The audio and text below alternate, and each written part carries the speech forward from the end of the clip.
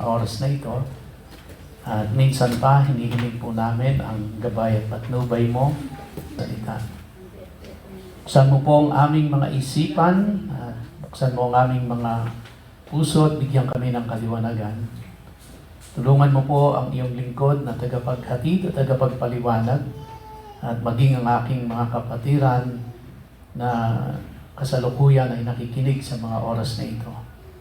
Salamat po, Diyos, sa iyo ang lahat ng papuri at pagsamba at pagdakila sa pangalan ni Yeshua. Amen. Okay, so medyo ngayong umaga po ako ay sesegue, which means hindi muna po yung Leviticus ang ating tatalakayin. Tayo ay nasa chapter 2 na. Pagpapaliban po muna natin yon, maaring hanggang sa next Sunday. No? Pero depende po sa magiging takbo ng ating tatalakayin ngayon. As you can see on the screen, tatlong columns. No? Ang isa ay Merry Christmas, ang isa ay Happy Hanukkah, at ang isa po ay Antichrist. So yung Christmas ay sinisimbolo ni Santa Claus. Yung pong Hanukkah ay sinisimbolo ng emblem ng Israel. So yung pong nasa gitna na yon, yung kanilang menorah, at yung dalawang nasa gilid po ay olive tree yun. And then, tapos si Antichrist at sinisimbolo ng isang tao. Now, sorry na lang po doon sa nakuha ko sa internet. Hindi ko naman sinasabing siya yung Antichrist. Representation lang yan. Now, ang mga susunod na maririnig nyo po ay maaring bago sa inyo. Dahil ito po ay pagtutugmain natin, bagamat parang hindi siya magkakatugma. At iiwan ko po sa inyo ang desisyon after ng preaching ko. Kayo po ang magdidesisyon, depende sa conviction ninyo. Hindi ko po trabaho ang mag-convict ng tao. Hindi ko trabaho ang mangonsensya. Ang trabaho ko po ay magpahayag ng salita ng Diyos. Sang-ayon sa aking pagkakaunawa, sang-ayon po sa aking pag-aaral. Kaya pagkatapos po ng preaching na ito ay kayo ang magdesisyon. Bakit ako nag-segue? Bakit hindi ko tinuloy muna yung Leviticus? Kasi sa Pilipinas po, tayo ay kilala sa pinakamahabang mag-celebrate ng Christmas. Pagdating pa lang ng Ver, ay may sumisilip na. At at nagsisimula ng mag-decorate. Actually,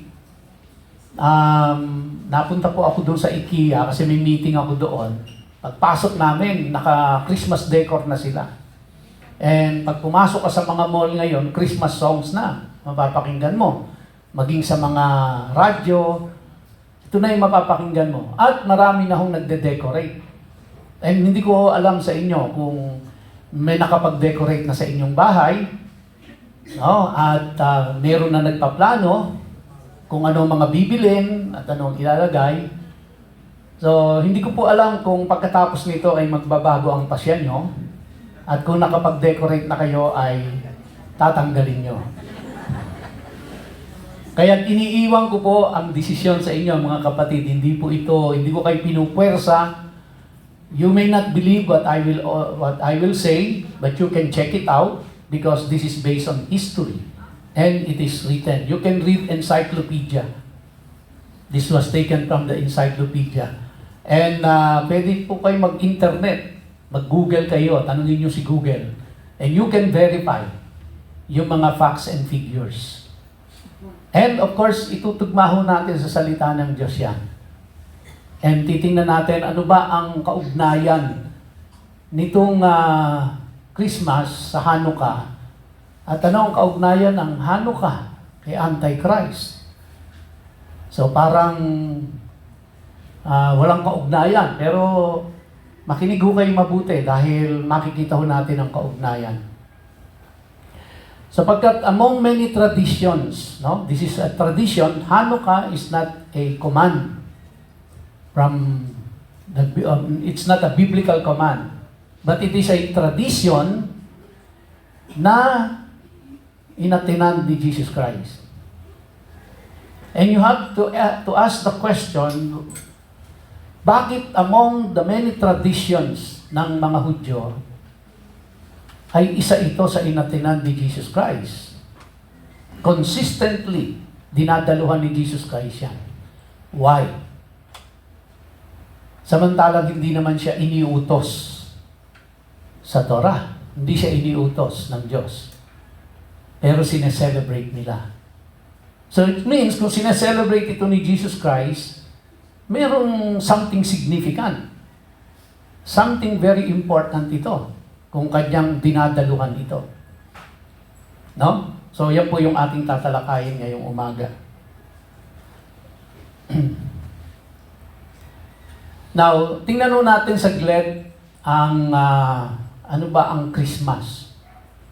Ito pong mga topic na ito ay madalas hindi na natin iniintindi kasi nakasanayan, naging bahagi ng tradisyon natin. Kinamulatan na ho natin kasi. At inisip natin, there's nothing wrong. Kaya we celebrate Christmas every year. Maging ang mga churches. I'm pretty sure, ito pong mga maraming Christian churches ngayon na magpiprepare talaga nito.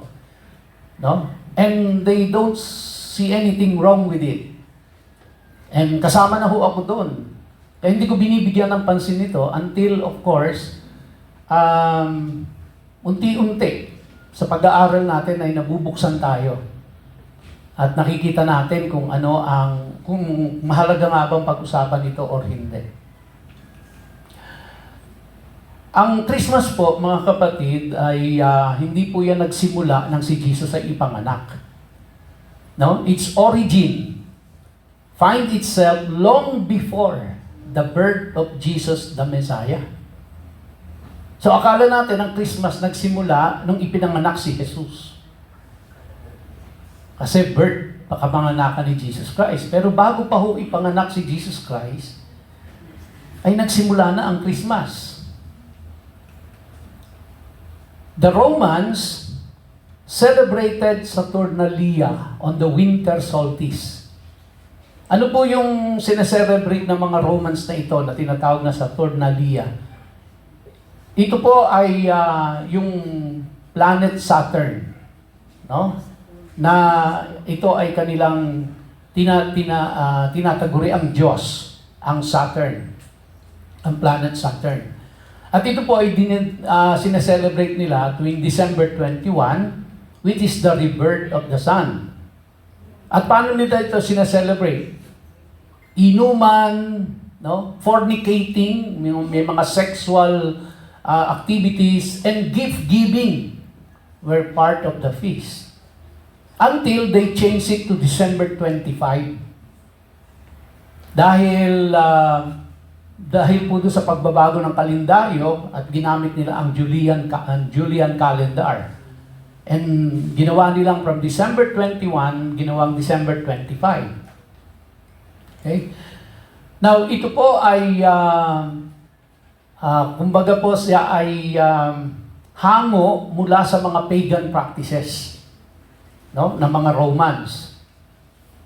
And this whole season was called Dies Natalis Invicti Solis, na ang ibig sabihin po, the birthday of the unconquered sun.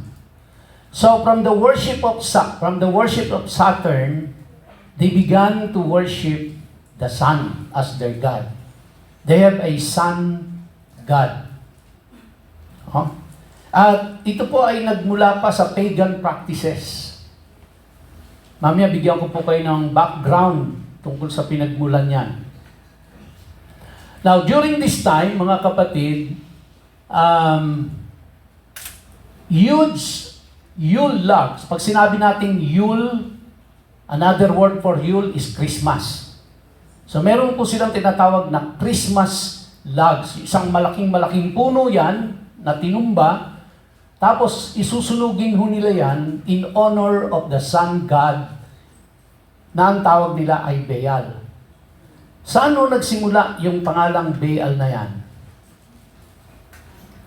Yan po ay nagsimula, yan ang tawag kay Nimrod. Sino si Nimrod? Si Nimrod po ay great-grandson ni Noah. Sa panahon niya po, siya ay naghari sa then known world at pinakamakapangyarihan siya. Siya po yung nagtayo ng, kumbaga yung Tower of Babel. And siya po ay naging makapangyarihan. Si Nimrod ay nakapag-asawa po na ang pangalan ay si Semiramis.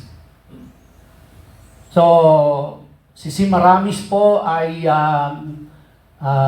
naging reyna at si Nimrod ay naging hari. So, in the course of their relationship, si Nimrod ay namatay. He was a great hunter. Si Nimrod ay namatay. At nung namatay siya, siya po ay itinuring na Diyos ng mga tao bilang sun god. So si Semiramis, naiwan siyang balo, hanggang isang araw siya po ay nasikatan ng araw. Tumama sa kanya yung sikat ng araw at pinaniniwalaan nila na siya ay nabuntis. Dahil dun sa sikat ng araw, na pinaniniwalaan nila na ang sikat ng araw na yon ay si Nimrod. Kasi dinyos na nila si Nimrod eh. No? At ang naging bunga po nito ay ang pangalan niya ay si Tammuz or si Tammuz. Ang naging anak nila. No? Ang naging anak nung araw at saka ni Semiramis ay si Tammuz. Now si Tammuz sa kanya pong paglaki, ang kanyang naging kasintahan at naging asawa ay ang sarili niyang ina, si Semiramis.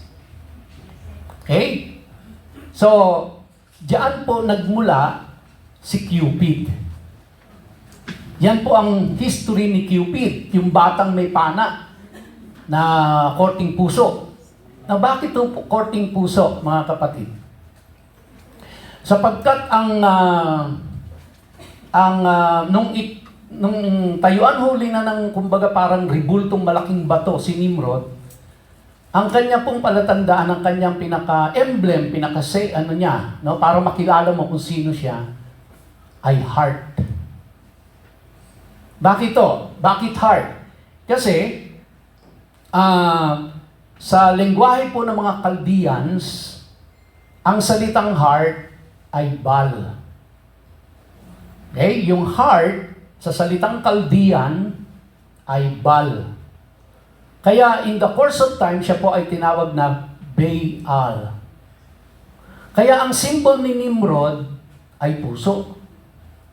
Kaya kapag gumaganon po tayo, si Nimrod po yan. Pag gumaganon ho tayo, si Nimrod ho yan.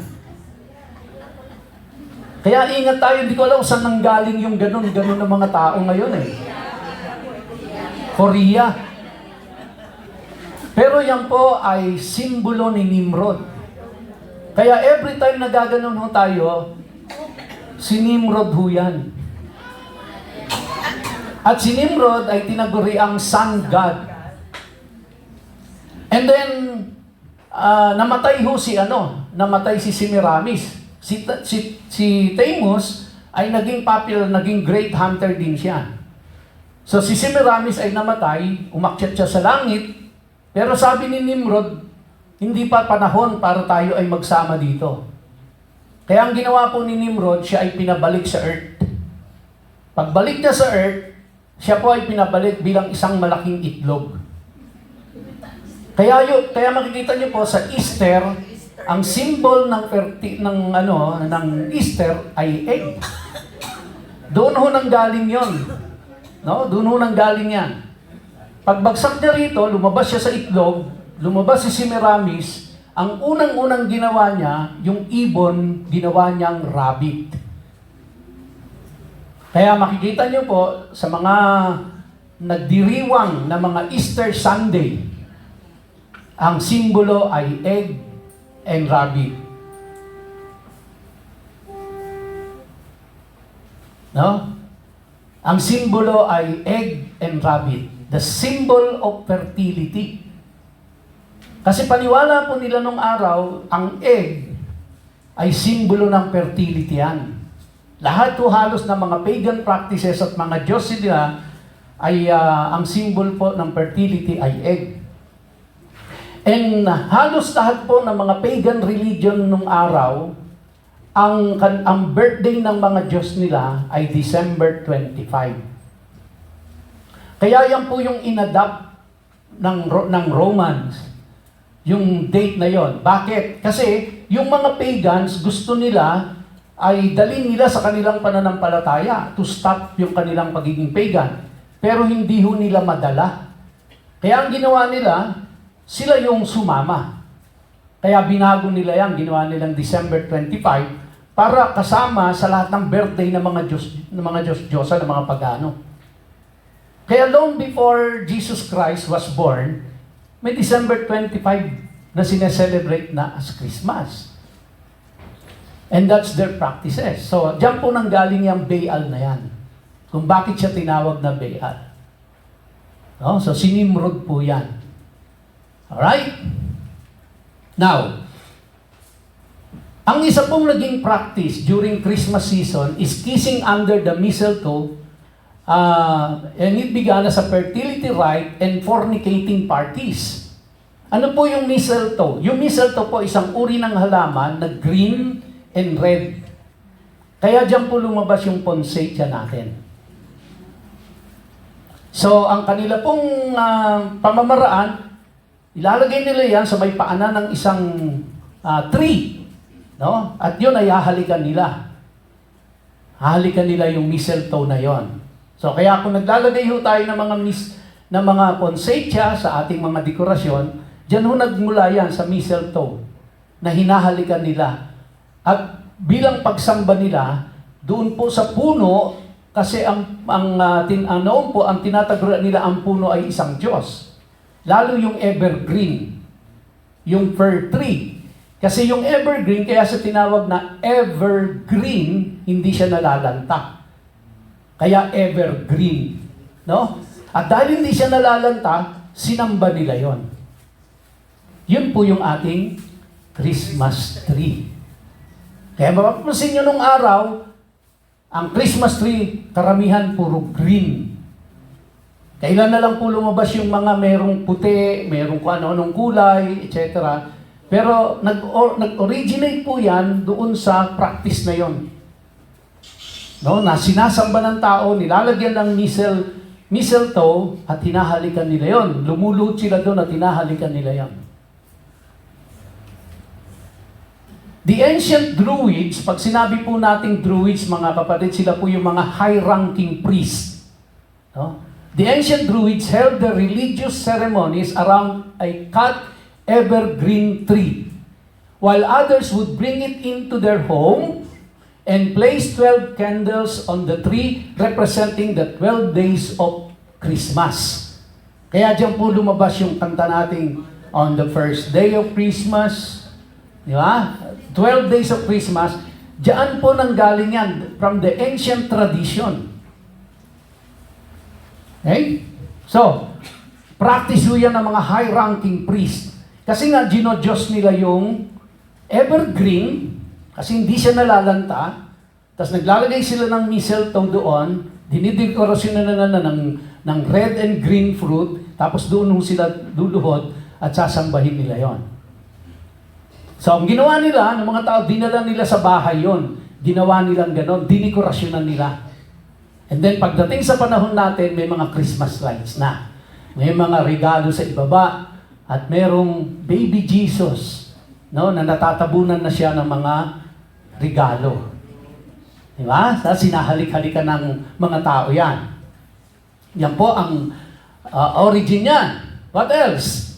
In 350 AD, si Pope Julius I declared that Christ's birth would be celebrated on December 25, which was the same birthday as Mithras. Sino po si Mithras? Si Mithras po is the sun god. Kaya 350 AD dineclare ni Pope Julius I na ang magiging birthday ni Jesus Christ December 25. Pero prior to that, no, meron na pong deklarasyon na from December 21, yung Saturnalia nila na pinanggalingan ng Christmas celebration ay celebrated on December 21, pero binago ginawang December 25 because of the change in the Julian calendar. And then in 350 AD, it was declared ni Pope Julius I, officially ang birthday ni Jesus Christ ay December 25. Bakit to? Kasi pinipilit nilang yung mga pagans ay mag-celebrate doon sa date na gusto nila, which is hindi nila mahatak. So kaya ang ginawa nila, para makasama, doon nila isinelebrate sa kung saan sineselebrate ng mga pagans yung kanilang mga Diyos. Kaya isinabay yan kay Mithras, the sun god. No? So, he got tired of trying to get the pagans to stop being pagans, so he adopted the philosophy, if you cannot beat them, then join them. Hindi nila mahatak yung mga pagans sa gusto nila. Kaya ang ginawa nila, at pinalabas nilang ito ay Christian celebration. Now, kaya kung mapapansin niyo po, ang mga Christmas tree, it's either nilalagyan natin ng star sa ibabaw or yung sun disk. Kailan lang po yung fluvial parade na gaganapin sa Bicol, ilagay sa news yun eh. Makita natin yung santo na kanila pong ipaparada, meron pong sun disk. Hindi po halo yan, mga kapatid. Lahat ng makikita niyong mga ribulto na ipaparada dyan na meron pong parang halo sa taas, hindi po halo yan. Yan po ay simbolo ng araw. Dahil ang sinasamba nila noon ay ang araw. Saan ang galing yon? Kasi naniniwala sila, si Nimrod ay siya yung sun god. Kaya practically, ang sinasamba po ng mga tao, si Nimrod. Na ang simbolo ni Nimrod, heart. Kaya ingat na tayo, ayoko na magpa-picture ng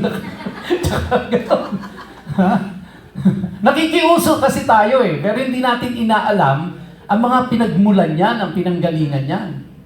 Kasi yun ang popular eh, yun ang uso eh, gawa tayo, hindi natin iniisip kung yung ba ay saan nagmula ang lahat yan, ano ba ang pinagagagawa natin na yan. So kaya pag nakakita po kayo niyan, sun disk yan, hindi po yan halo. Lahat ng santong ipaparada dyan sa karakol o kung saan man, sa piyesta, o ano, lahat po yan, pag may ganyan, sun disk. Kaya yan po ay nagre-represent ni Nimrod, ang araw na kanilang ginodiyos. Now, sino po si Odin? Meron ba kayong kamag-anak pangalang Odin? Ito po, si Odin ay isang Diyos ng mga Scandinavian. Along with the celebration of the sun gods, the Scandinavians also worship Odin. No? Sino si Odin? Who was the god of intoxicating drink and ecstasy, as well as the god of death. Pansin niyo po, yung Diyos ng Scandinavia na yan, na sineselebrate nila along with the celebration of the sun god, ang itsura niya po ay ganyan, meron siyang mahabang balbas. Okay? So, sa paglipas ng panahon, sino po ang naging si Odin na? Si Santa Claus. Kaya baka marami ho kayo nakasabit na Santa Claus sa inyong hagdanan, sa inyong pintuan, sa inyong garden. Yan po ay si Odin na naging Santa Claus, na yan po ay Scandinavian god ng intoxicating drink. And yon. Now, sa kanila pong paniwala, si Odin, or sometimes they call him Wodan, was the god of wisdom, magic, and occult knowledge. Runes. Ano po yung runes? Mga Norse mythology. Kasi may Greek mythology, merong Norse mythology. Poetry and war. His name means the inspired one. He was a tall old man that had a long white beard and carried a spear or crosier. Ano po yung crosier? Yung crosier po ay parang tungkod na may hook na ganon.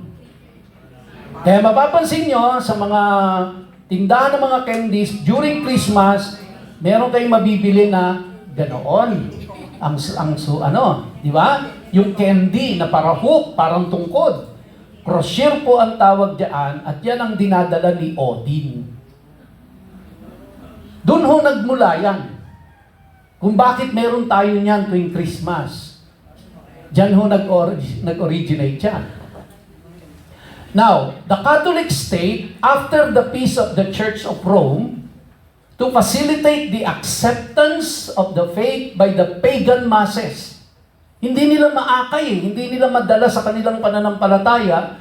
Kaya sabi ng Catholic Church, sumahan na lang natin sila.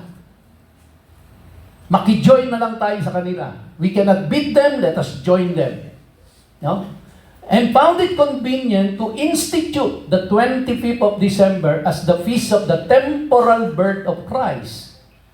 For what reason? To divert them from the pagan feast celebrated on the same day in honor of the invincible sun Mithras, the god of the pagans, the sun god, the conqueror of darkness.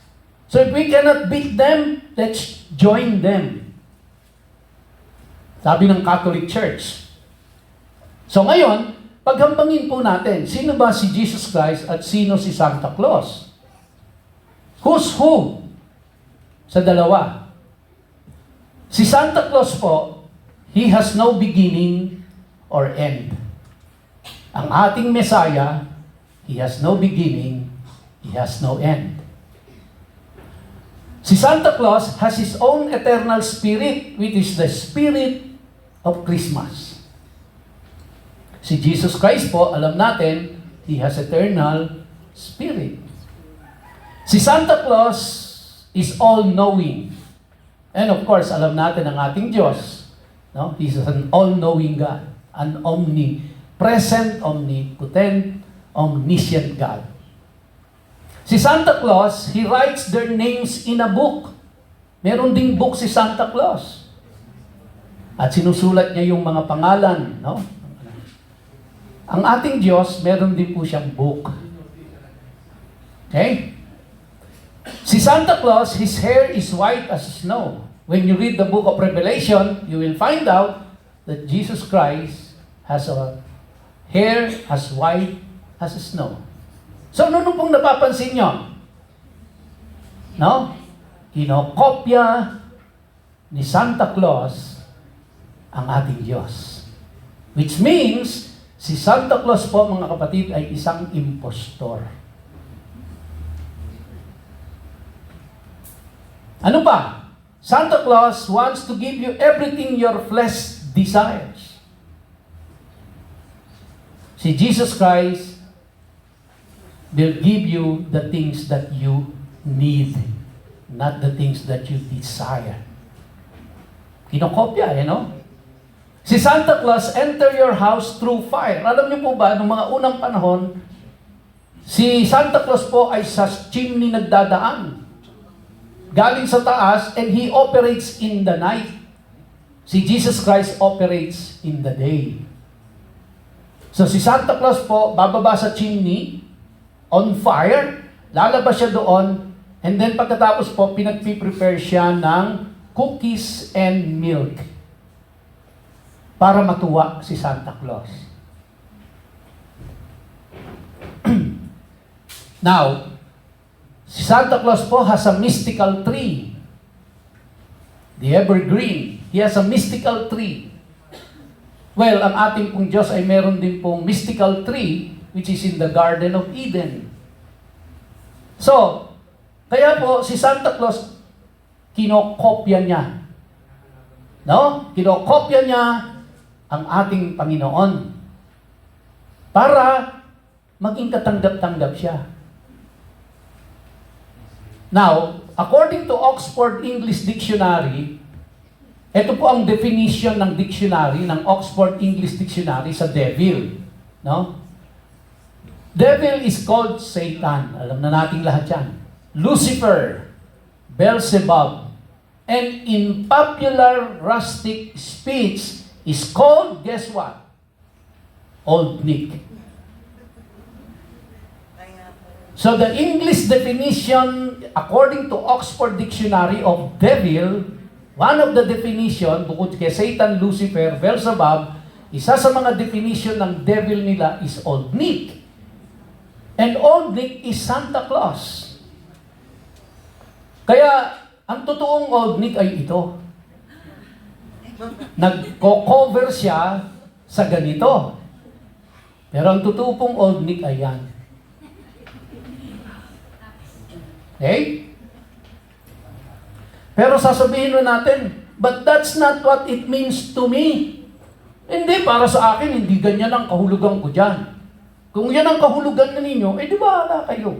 Pero sa akin, hindi yan ang kahulugan ng Christmas tree, hindi yan ang kahulugan ni Santa Claus, iba sa akin. Well, let me tell you this, mga kapatid. It doesn't matter kung ano ang palagay mo at tingin mo. Dahil hindi ikaw ang sinasamba. It matters to God. If it doesn't matter to you, dahil yan ang tingin mo, yan ang palagay mo, well, hindi yun ang importante. Ang importante, ano ang tingin ng Diyos? Ano ang tingin niya dyan? Hindi yung kung ano ang tingin mo.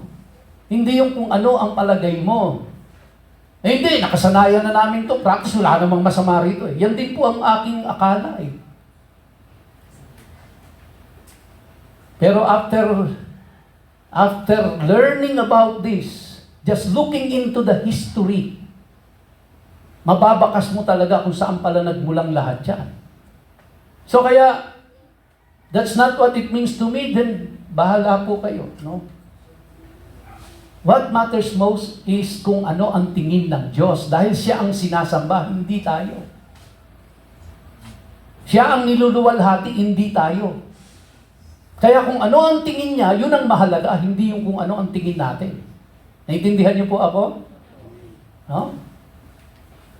The bottom line, virtually everything that we use, from the 12 days of Christmas to the tree, to the actual day itself, is rooted in pagan, cultic idolatry. Kaya iiwan ko po sa inyo ang desisyon. If you want to continue with that, basta ang trabaho ko po dito ay ilahad sa inyo kung ano ang nasa kasaysayan. Kaya kung gusto nyo maglagay ng 15 Christmas tree sa bahay nyo, up to you. Kung gusto nyo magbihis Santa Claus sa Christmas, up to you. Basta sa kasang-ayon po sa history, sa kasaysayan, yan po siya. Ano, you can check the dictionary. Yan po yung definition ng Oxford Dictionary sa devil. Old Nick, which is Santa Claus. Okay? Ano, picture tayo mamaya? Ganun tayo mamaya? Gusto niyo ba? Ganun na lang. Aalamin ko rin kung ano ibig sabihin dito. Baka kung ano ibig sabihin yan. Now, listen. In Deuteronomy chapter 12, ito po ang sabi. Sabi ng Diyos sa mga Israelita, observe and obey all these words. Okay? Observe and obey all these words which I command you, that it may go well with you and your children after you forever. When you do what is good and right in the sight of the Lord your God. When the Lord your God cuts off from before you the nations which you go to dispossess, and you displace them and dwell in their land. So, ibig sabihin, kasi ano na po ito, papasok sila sa promised land, so may madidispossess na mga tao doon, may dadat na kayong mga tao doon, no?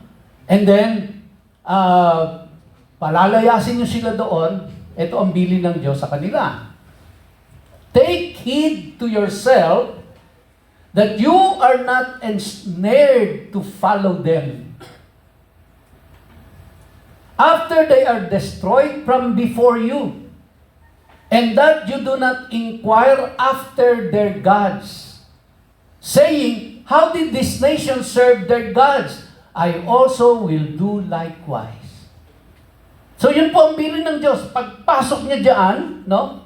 May dadatnan kayong mga tao diyan, and then huwag kayong mag-i-inquire kung paano nila sinasamba ang kanilang Diyos. And then pagkatapos sasabihin nyo, gagayahin ko sila. So ano po ang ginawa natin? Niyakap lang natin ang niyakap ang tradisyong kinamulatan natin na hindi natin inaalam kung ano ang ibig sabihin nun. Sumunod lang tayo ng sumunod. Kaya tuloy, nahihirapan na ho tayong bitawan. Sayang naman yung Christmas tree ko doon. Mahal. 15,000 din ang bili ko doon. Ang ganda-ganda pa naman ni Santa Claus, galing pa sa Europe yun. Hirap po tayong bumitaw. Nagiging uncomfortable tayo. Pero ito ang sabi ng Diyos sa kanila. Pagpasok niyo doon, may dadatnan kayong mga tao, may pananampalataya na sila, may tradisyon sila, may mga practices na sila, and then matetempt kayo, tanungin kung paano sila sumasamba, and pag nalaman ninyo, gagayahin ninyo. Wag niyong gagayahin niya. Kung gusto nyong maging maayos ang takbo ng buhay ninyo, pati ng mga anak ninyo at sa mga susunod sa halindahay. Sabi ng verse 31, you shall not worship the Lord your God in that way. For every abomination to the Lord, which He hates, they have done to their gods. Lahat ng karumal-dumal at kasuklam-suklam sa harapan ng Diyos ay ginawa ng mga paganong ito. Kaya't huwag niyo silang kokopyahin. For they burn even their sons and daughters in the fire to their gods. Could you imagine? Nagkakaroon na sila ng mga child sacrifice, infant sacrifice. Sinasakripisyo na ang kanilang mga anak. Dahil sa wag niyong gagayahin yan. And to me, it includes, kung yan ang naging pamamaraan ng pagsamba ng mga pagano na sinang-ayunan ng mga Rome at dinala sa buong mundo at niyakap natin bilang ating tradisyon, then we are violating the very word of God. To my understanding. Now, in Ezekiel 22 verse 26, it says, her priests have violated my law. Even the priest, mga religious leader pa, ang namumuno sa pag-violate and profane my holy things. They have not distinguished between the holy and unholy. Dahil naki-assimilate na sila doon sa mga tao, no? If you cannot beat them, join them, sabi nila, then ano nangyari? Hindi na nila ma-distinguish kung ano ang holy at ano ang unholy. Pare-parehas na sa kanila. Di ba ganyan din ang nangyari sa atin, no? Tingin natin maganda yan, celebrate natin. For how many years ginagawa natin yan? For lack of knowledge. Nor have they made known the difference between the unclean and clean. Hindi na nila malaman kung clean or unclean yan. And they have hidden their eyes from my Sabbath. They don't observe the Sabbath anymore. So that I am profane among them. Now, tatalakayin nun natin dito pagdating natin sa Leviticus. No? Alam niyo po ba kung saan unang kinote yung verse na, be ye holy for I am holy? It was quoted from Leviticus 11. Dadaanan nun natin yan. And ano ang content ng Leviticus 11? Ang content nun is about the dietary law. Pagkatapos i-explain ng Diyos sa kanila kung ano ang kanilang mga dapat kainin at hindi dapat kainin, the conclusion is, be ye holy for I am holy. Doon ho galing yun. Yun ang context nun. So kaya, alam naman natin, ang unang-unang batas na ibinaba ng Diyos sa tao ay tungkol sa pagkain. Do not eat the fruit. And the first Torah which was violated by man is about dietary law. Dadaanan nun natin yan. Kaya mag-alala. Baka kasi maghanda kayo ng baboy. Pakinggan niyo po ito. May susunod po tayo. So anong sinelebrate ni Jesus Christ? According to John 10:22, sabi po, now it was the feast of dedication. Bakit ko nilagyan ng number na 1456? No? Now it was the feast of dedication in Jerusalem and it was winter. Pag tinignan niyo po yung English word na dedication, which has the number 1456, pag pununtahan niyo po yan sa Strong's Concordance, yung number 1456, ang ibig sabihin po niyan in the Hebrew language ay Hanukkah. Kaya, now it was the feast of Hanukkah in Jerusalem and it was winter, describing here kung ano yung inatinan ni Jesus Christ na na celebration. Ang inatinan ni Jesus Christ na celebration nun, Hanukkah. Kaya kung nag-iisip pa ho kayo, mga kapatid, na kayo, aatin ba kayo ng Hanukkah dito sa December 17 ba yun? December 7? December 7 o hindi? Well, kung ako po sa inyo at kayo'y followers ni Jesus Christ, aattend ako ng Hanukkah. Mamaya makita nyo importance. Bakit aattend tayo ng Hanukkah? Huwag na kayong tumanggi kung kayo'y pasasayaw eh. May practice naman eh. Hanukkah po yung inattenad ni Jesus Christ. It was not commanded, but it was part of the tradition, but it was attended by Jesus Christ for an important reason. Bakit? Makikita natin later on. Tingnan natin ang history of Hanukkah. In 330 BC, Alexander the Great conquers much of the known world, including Palestine. The nation of Israel was then called Palestine. Kasama ho yun sa kinonquer ni Alexander the Great. And then, he allowed the individual states like the Palestine or Israel to remain fairly autonomous. Although nasa ilalim ni Alexander the Great yun, si Alexander the Great po is a Greek at kinonquer niya yon, pero binigyan niya ng autonomous yung mga bansa na nasakop niya. So nagustuhan ito ng mga Hudyo. Kaya naman po, Jews began to get very comfortable with this reign. Gusto nila yung pamumuno ni Alexander the Great kasi meron silang autonomous and become very Hellenized. Ano po yon? Unti-unti po, pinapalitan ng kanilang utak ng mga Griego. Kaya diyan po lumabas kung bakit ang ating New Testament ay isinulat sa Greek language. Kasi gusto ni Alexander the Great, ang lahat ng kanyang nasakop ay magiging utak Griego. Dahil binigyan sila ng autonomous, komportable ang mga Hudyo. Hindi na namamalayan, unti-unti nagiging Greek na sila. Kaya marunong silang magsalita ng Greek, marunong silang magsalita ng Aramaic, marunong silang magsalita ng ibang wika, no? Ng kanilang Hebrew language. Pero na-Hellenized na sila. Na-Hellenized na.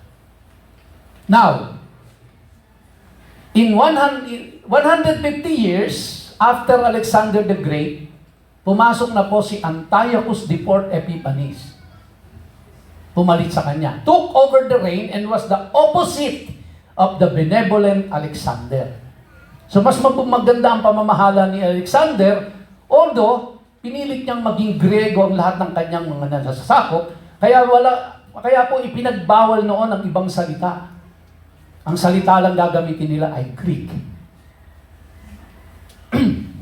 Now, he placed a Hellenistic priest in the temple. Yung po yung ginawa nitong si Antiochus IV Epiphanes. And then massacred many Jews and prohibited the practice of Judaism. Sa pamamahala ni Alexander the Great, meron silang autonomy. Sa pamamahala ni Antiochus IV Epiphanes, wala na po silang autonomy. Pinagbawal na ang practices nila, yung mga sacrifices sa temple and all that. Pinagbawal na po.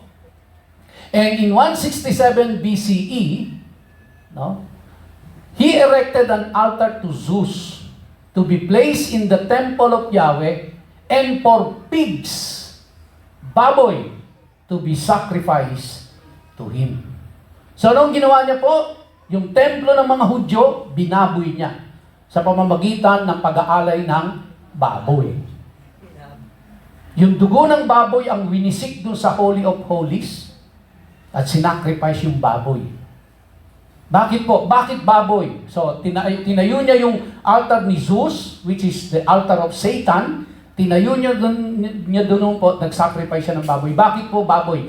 Kasi ang baboy ang pinaka-unclean, the most unclean animal. Alam na natin sa science yan, hindi pinapawisan, lahat ng ano niyan, kakainin, para sarili niyan dumi, lahat ng mga toxic. Siguro tanong niya, ba't nilikha pa ng Panginoon yan? Yun ang purpose. Kaya nilikha ng Panginoon yan para maging scavenger, hindi para food. Now, tatalakayin din natin yan. Pag sinabi sa Bible na food, babalikan natin ang Leviticus, kung ano lang ang food sa kanila. Ang food ay kung ano lang yung diniklara ng Diyos na clean. Kaya hindi natin pwedeng tawaging food ang baboy. Hindi natin pwedeng tawaging food ang mga seashells, takong, talaba, alimasa, lahat po yan is scavenger yan. Para sila ang maglilinis ng ilalim ng dagat, para sila ang maglilinis ng mga kapaligiran. Hindi po sila food, pero ginawa ng tao food. Kaya para ma-define natin kung ano ang food, pupuntahan natin ang Leviticus, doon natin makikita kung ano ang diniklara ng Diyos na food. Again, ulitin ko po, hindi kung ano ang palagay natin. Hindi, para sa akin, pagkain yan eh. O di sa'yo, pagkain, pero hindi diniklara ng Diyos na pagkain niya. So, anong mas mahalaga? Yung palagay mo o yung diniklara ng Diyos? No? Intindihan natin? So, kaya yung baboy po, na iyahanda ninyo sa inyong Noche Buena, at sa Medianoche, yan po ay inialay kay Zeus dahil siya ang pinaka-unclean animal. Dahil binababoy nila ang templo ng Diyos. Kaya nila ginawa yun. Okay? So madaling salita, sa harapan ng Diyos, ang pag-aalay ng baboy ay pambababoy sa Kanya. Ginawa nating pagkain. History of Hanukkah. Now, two main groups oppose Antiochus. Ang isa po ay si Judah Maccabee at ang kanyang tatay. Ang pangalawa pong grupo is the Hasidim, which eventually became the Pharisees. So yung mga Pharisees po, ang dating tawag sa kanila ay Hasidim. Sila po, si Judah Maccabee at yung tatay niya, at yung silang magkakapatid, yung pamilya nila, kaya tinawag po yung Maccabean Revolt. Nag-aklas sila laban kay Antiochus Epiphanes, no? Nilabanan nila yon at sinamahan sila nitong mga Hasidim na naging Pharisees later on. And they joined forces and defeated Antiochus, and in doing so, liberated the Jewish people. Merong nangunay, lumaban kay Antiochus. Nagtagumpay po sila. They commemorated an 8-day festival to be celebrated every year called Hanukkah. Meaning, ang ibig sabihin po ng Hanukkah is dedication or rededication of the temple. Kasi nga, nasakop ni Antiochus Epiphanes, binaboy, nilabanan siya ni Judah Maccabee at nung tatay, nung buong pamilya at saka ng mga Hasidim, nagtagumpay po sila doon, nung mabawi nila yung kanilang templo, nag-declare sila ngayon ng 8-day festival. So ang question po is, why 8 days? Why 8 days? Ang diniklara nila. Kasi po, ito yung katatapos lang natin. The 8-day celebration of Sukkot was an 8-day celebration of harvest.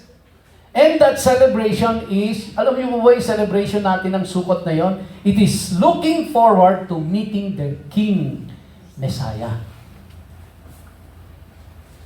Yun po yung sinisimbolize yun. Iniintay natin ang pagdadating ng ating Haring Messiah, si Jesus Christ, yung kanyang muling pagbabalik. Yung pong Sukkot is an 8-day festival yun eh. Actually, 7-day festival, yung ika-8 day is the great day na kung saan yun na po yung beginning ng 1,000-year reign. No?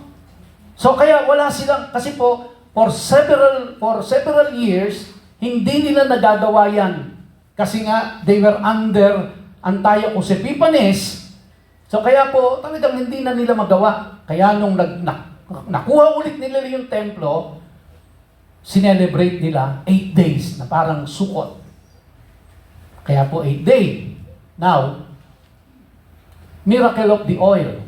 Ito po ay by tradition, walang solid evidence. Kumbaga siya po ay debatable. Kasi ang paniwala ng ibang rabbi, iba rin sa paniwala ng ibang rabbi, kasi nga po walang solid hard evidence. Na yung pong menorah ay nanatiling nakasindi for 8 days nang wala ng oil doon sa templo. Tatandaan niyo yung kwento na yon?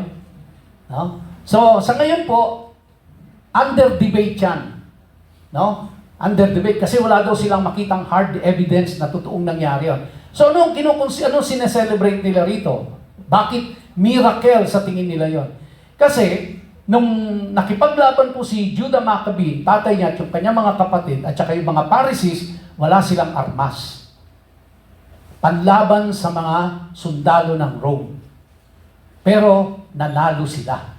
Yun po yung miracle na tinitingnan nila doon. That they were able to gain the possession of the temple na wala silang mga armaments, kumbaga. Tinalo nila si Antiochus Epiphanes. Yun po yung miracle. Yun yung sineselebrate nila. Yung pong oil, debatable. It could be true, it could be not true. Yun po yun. Now, malapit na ako matapos. How is this story relevant to us today as believers? By the way, late na tayo nag-start, ha? Okay, how is this story relevant to us today as believers?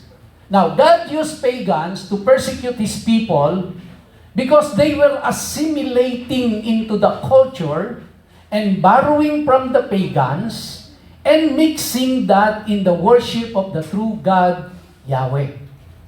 So, ang ginagawa po ng Diyos, kapag yung mga tao niya ay nag-assimilate na doon sa mga pagans, magpapadala siya ng isang hari na cruel para sakupin sila. Ano nangyari po sa sa Northern and Southern Kingdom?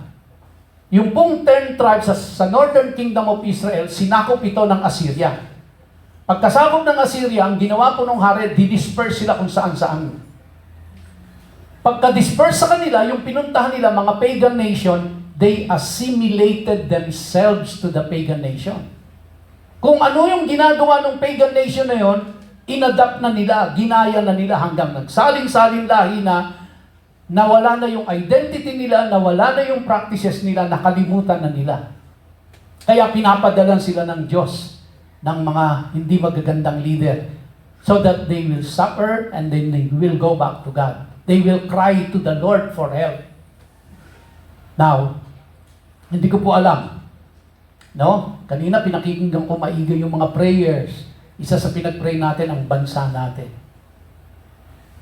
Na kung nanonood kayo ng mga balita ngayon, ang gulo ng Senado, ng Kongreso, ng even the executive branch, even the judiciary branch, even the PNP, no, the military, full of corruption everywhere. Bakit hindi tayo makabangon-bangon as one nation sa ganitong kahirapan, sa lahat ng mga ano? Because, isa ho ang bansang Pilipinas, the way I see it, we assimilated ourselves to the worship of idols. Saan natin kinopya? Kinopya ho natin yan, babalikan natin yan sa panahong pa ni Nimrod. At sa paanong paraan? We celebrate it during Christmas without us knowing it. We observe Easter. Pagdating ng Valentine's, batian tayo, Happy Valentine's. We don't even know kung anong ibig sabihin ng Happy Valentine's, kung saan nagsimula. Ngayon, nakita na natin kung saan nagsimula si Cupid. Si Cupid po ay produkto ng pagkakaroon ng relasyon bilang mag-asawa ng mag-ina. Si Semiramis at si Tammuz. Produkto po si Cupid yan. Cute na cute tayo. Pero hindi natin alam kung anong sinisimbolize noon. At kung bakit puso, kasi yun ang symbol ng tatay niya, si Nimrod. Sino si Nimrod? Ginawang Diyos as sun god ng mga tao. And then we celebrate it. Na kaya sabi ng Bible no? My people perish for lack of knowledge. So ngayon mga kapatid, we are now knowledgeable. And this is based on history. You can check it out. Hindi ko po gawa-gawa ito. You can read yung mga nakatago yung encyclopedia doon po sa cabinet ninyo. Basahin ninyo. And you will see this is in history. Na yan po ang kasaysayan. Wala tayong alam kasi hindi itinuturo. Hindi binubuksan ang isip natin. Sunod lang tayo ng sunod. So nung sabi ng Diyos, no? Sabi niya, sabi niya sa statement na yan, God used pagans to persecute His people because they were assimilating. Ina-adapt nila, niyayakap nila yung mga practices na yon. Ang ginagawa pa ng ilan, kini-Christianize. Dahil born again na ako, ang gagawin, iki-Christianize. Para mawala yung konsensya. Nakukonsensya kasi, di ba? Now, lastly, in 5 minutes, the Antichrist connection. Ano po ang connection kay Antichrist? Nang pinag-uusapan natin na ito. Well, this historical account is exactly what will happen again at the end of time when once again, the Antichrist will set up an idol on the holy altar and desecrate the temple. So ano pong gagawin? Matatayo po ulit ang templo. Alam niyo po ba na yung menorah nila ay meron na hong gawa, ganyang kataas, mga 6 feet, na nakadisplay dun sa gitna ng plaza ng Jerusalem. I don't know kung nakita nila Ate Ching yun. Nagpunta sila doon. Nakadisplay na ho, pinrepair na nila, yun ang lalagay nila doon sa templong itatayo. At meron na pong Temple Institute, may mga naghahanda na. So the third temple will be established, pero 3.5 years po, ang gagawin ni Antichrist, i-desecrate niya yan. Ano po yun? Yun yung ginawa ni Antiochus Epiphanes. 3.5 years, dinesecrate niya ang templo ng mga Hudyo. Pinaliguan niya ng dugo ng baboy, nag-sacrifice siya ng baboy doon. At yan din po ang gagawin ni Antichrist. Kaya yan po ang dahilan kung bakit inaatinan ni Jesus Christ yung celebration na yan. Because yung celebration ng Hanukkah is something prophetic. Because yung nangyari po sa panahon ni Antiochus Epiphanes, mangyayari ulit sa panahon ni Antichrist. I-desecrate ni Antichrist ang templo ng mga Hudyo for 3.5 years. Coincidence? I don't think so. Merong prophetic message yung pong Hanukkah. Kaya inaatinan ni Jesus Christ yan.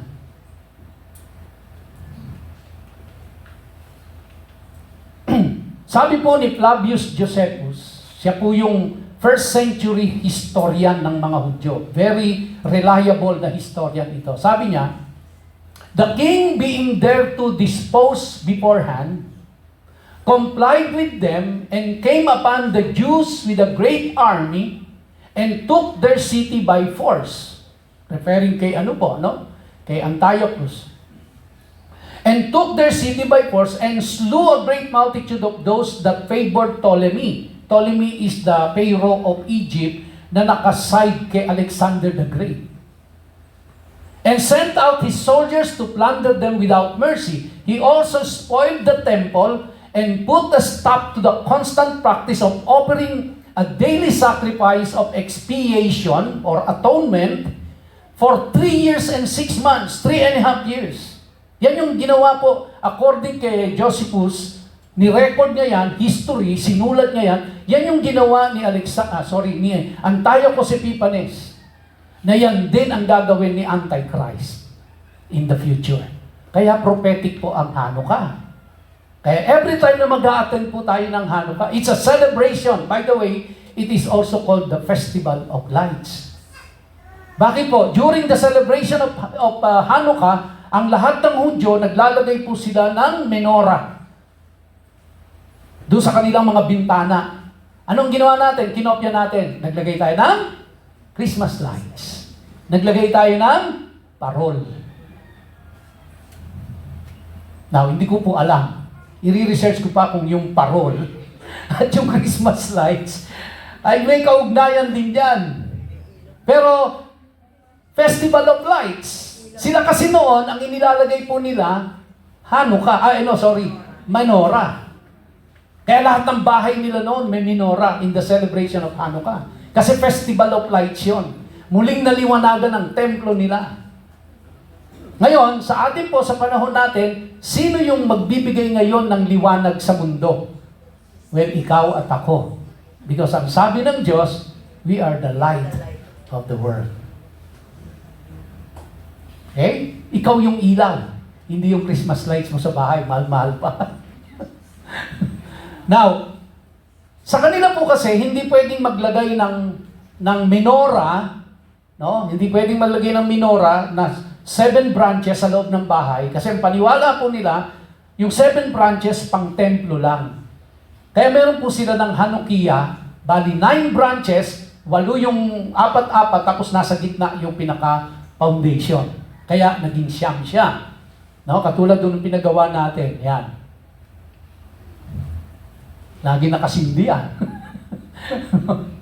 Ayan yung menorah. 7 branches. Ang tawag doon sa 9 branches, Hanukkah. Kaya yan po yung sinisindihan nila during the Hanukkah celebration. Kaya magkakaroon ulit tayo ng lighting of our Hanukkah on our Hanukkah celebration. So what does the candlestick look like? Pag tinignan niyo po yung Hanukkah, mukha siyang sa katabi niya, that's an olive tree. At ang olive tree po ay sumisimbolo ng Israel. Okay? So, the significance of the gospel lampstand, unang-una po, pure metal signifying it is 100% divine in origin and is pure. It is made up of one foundation which is at the center, with one center light on that foundation, and 6, which is the number of man, other branches stemming from it, making a total of 7, which is a number of perfection na ilaw. Now, lastly po, mga kapatid, ano yung nakikita nyo sa harapan nyo? 2 olive tree left and right, at sa center niya ay meron pong menorah. Ito po yung nakita ni Zechariah. Exactly what you can see on the screen ay kung ano ang nakita ni Zechariah na pinakita ng Diyos sa kanya. Basahin nun natin. Zechariah chapter 4, verse 1 to 2. Dito po yung vision of the lampstand and olive trees. Now the angel who walked with me came back and wakened me as a man who is wakened out of his sleep. And he said to me, "What do you see?" So I said, "I am looking, and there is a lampstand of solid gold with a bowl on top of it, and on the stand 7 lamps with 7 pipes to the 7 lamps." Kung ano po yung nakita nyo sa picture, yan yung nakita ni Zechariah. Sabi niya, 2 olive trees are by it, left and right, one at the right of the bowl and the other at its left. So I answered and spoke to the angel who talked with me, saying, What are these, my Lord?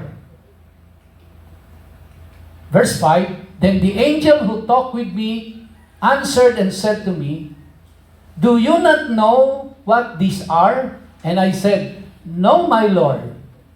So he answered and said to me, This is the word of the Lord to Zerubbabel.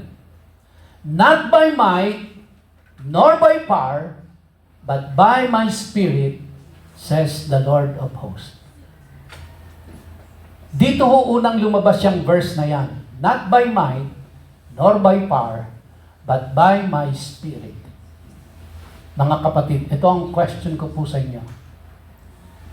Madalas natin kino-quote yung verse na yan. Not by might, nor by power, but by my Spirit. Pero alam mo ba natin ang context nung sinabi yan ng Diyos kay Zerubbabel? Hindi natin alam, no? Nung sinabi ng Diyos yan kay Zerubbabel, pabalik sila papuntang Israel galing ng Babylon. Pinababalik sila sa at itayo ang templo. Sabi ni Zerubbabel, hindi ko kaya. Ang sabi ng Diyos, itatayo mo ang templo not by might, not by power, but by my Spirit. So ang context po nung not by might, nor by power, but by my Spirit, yung pagtatayo ng templo. Sinasabi kay Zerubbabel, hindi mo kakayanin kung ikaw, pero ako ang magtatayo niyan. Kaya not by might, nor by power, but by my Spirit, the temple will be erected again. Question ko, mga kapatid, sa inyong lahat. Who is now the temple of God? Ha? Ano po yung sinabi sa atin? We are the temple of the Holy Spirit. We are the temple of God. So ano po yung ginagawa nila sa Hanukkah? Dinededicate nila yung templo. Sino po ang naglinis ng templo? Kaya kinoconsider nilang miracle yon. It was not actually Judah Maccabee and his family. It was the Lord. Dahil tinalo nila si Antiochus Epiphanes, hindi sa sarili nilang lakas, hindi sa sarili nilang kapangyarihan. Tinalo nila si Antiochus Epiphanes dahil sa lakas at kapangyarihan ng Diyos. Kaya nila sineselebrate yung cleaning of the temple and then the repossessing of the temple.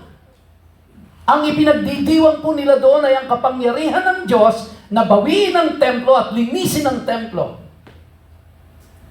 Kaya ito pong celebration ng Hanukkah natin, mga kapatid, i-rededicate natin ang ating mga sarili bilang templo ng Diyos dahil ang Diyos lamang ang may kapangyarihan na tayo po ay linisin at alisin tayo sa hawak ni Satanas. Tayo po ay dinesecrate tayo ni Satan eh. In so many ways, itong mga practices na ito, dinesecrate tayo, nilinlang tayo, dinaya tayo, ginoyo tayo, pinapaniwala tayo na yan ay sa Diyos, pero hindi pala. Kaya sa ating pong celebration ng Hanukkah on December 7, lahat po tayo na tumanggap sa Panginoong Jesucristo, i-rededicate natin ang ating templo, ang templo ng Diyos. At hayaan natin ang Diyos ang maglinis sa atin. Mga kapatid, templo ng Diyos ito. Kaya ang Diyos lamang ang may kapangyarihang linisin niya. Kaya nga it is not by might, nor by power, but by my Spirit, saith the Lord. Wow! Pwede ba natin palakpakan ng Diyos?